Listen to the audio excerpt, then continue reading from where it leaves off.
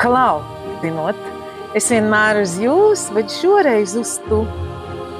Tu, baltais zvirvulis, melnā avs, vai kā nu mēs tur vēl tiekam saukti. Polīts apurītis, modernā valodā, var sakot, klausies. Taču tu bērnībā ļoti labi iemācījies. Gāji uz bērndārs raudādams, tu jūties neiederīgs, tu jūties kā baltā vārna, tu negribēji iet uz skolu vai jebkur citu. Tu ļoti gribēji piederēt, tu ļoti gribēji draudzēties, bet tev nesanāca. Tevi nepieņēma un visādi iemeslu dēļ. Jā, tā nebija kļūda. Zini, kas tā bija? Dāvana. Treniņš. Šiem laikiem.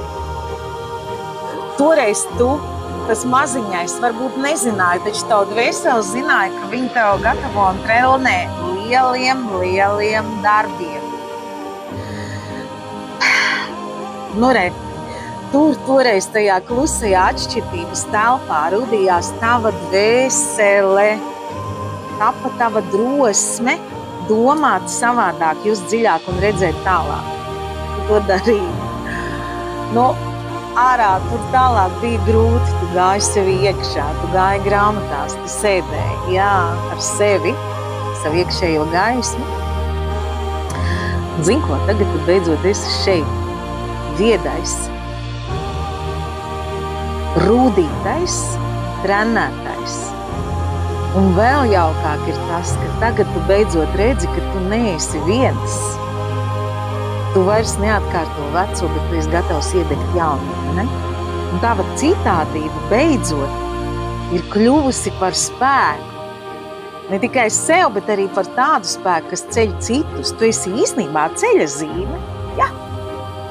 Un tu ieraugi citas ceļa zīmes. Tam vairs nav jābūt tā, kā bija agrāk. Treniņš tas bija. Un tagad tu vari, ne? Tā kā stāvi droši, ceļa zīmi, rādi citiem, tiem, kuri vēl tikai mostas, tiem, kuri netic, tiem, kuri šaubās, un arī tiem, kas nekad neatmodīsies. Tev jau nav tas. Ceļa zīme vienkārši stāv, tāpēc, ka viņi tur ir. Tā kā celies, esi ar pārliecību. Ja tava balss, tava iekšējā sajūta un tava iekšējā vibrācija beidzot var izpausties pilnā mērā. Un tagad beidzot var būt patiesi saprot, kāpēc tas tā bija un tas tā bija vajadzīgs. Jo ja tas tā nebūtu bijis, tu nebūtu tik spēcīgs, tik zinošs un tik avotu jūtošs, kā tu esi šobrīd, vai ne?